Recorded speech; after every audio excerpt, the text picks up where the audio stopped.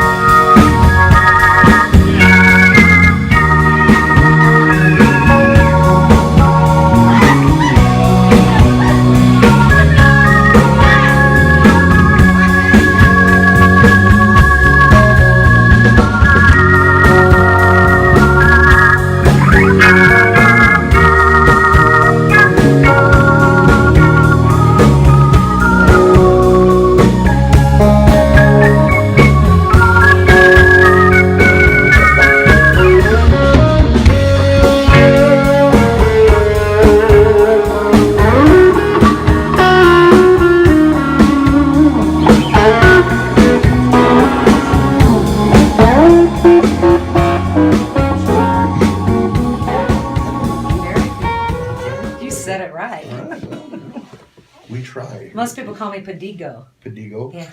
And you're an LA-based singer-songwriter. I am, but I'm from Kentucky originally, and I moved out to LA I go back and forth to Nashville quite a bit. Oh, yeah. Yeah.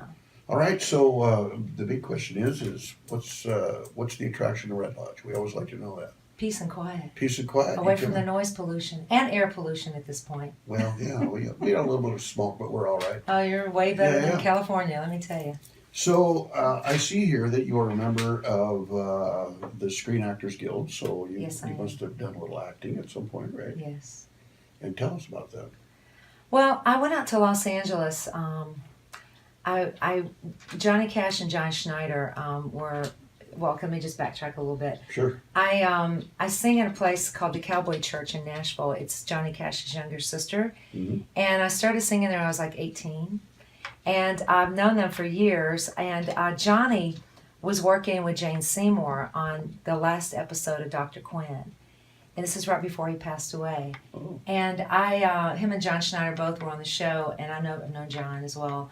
And because they all came over to the church there. I used to sing there quite a bit. And so Johnny says, you have a twin, and you need to go out to Los Angeles and be her double. And I'm like, you've got to be kidding me.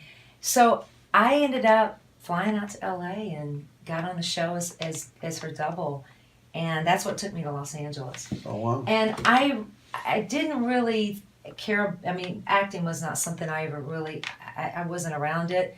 I was around music, and music was my whole life. At the time, I was in a developmental deal, and I was kind of shelved. I was put on the shelf, and I'm not going to elaborate on that too much.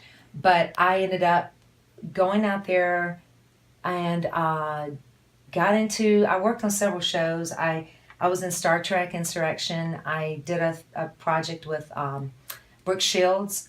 It was on Gone But Not Forgotten. I was murdered in that one. It was pretty crazy.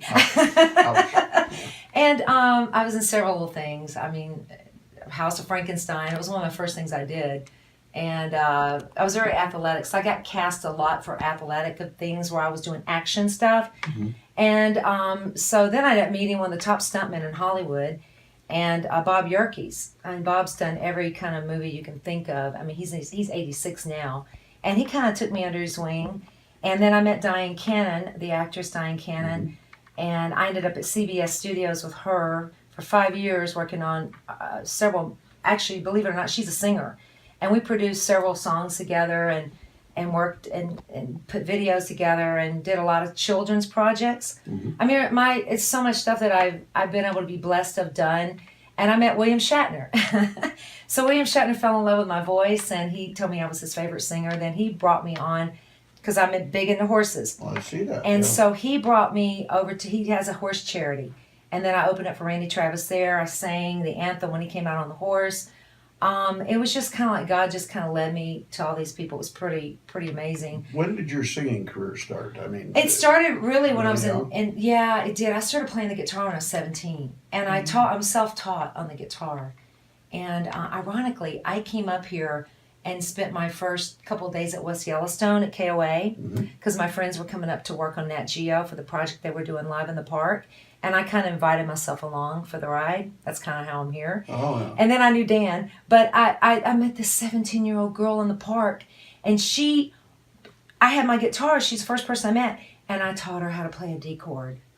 Oh. And she cried. Exactly. I gave her first pick because I carry picks with me. Yeah. And so that was kind of like, oh, wow, I'm getting to reinvest into a 17-year-old girl. I learned to play when I was 17. I played till my fingers bled. And I told her, I said, you got to really be disciplined because you got to get those calluses on your fingers, you know.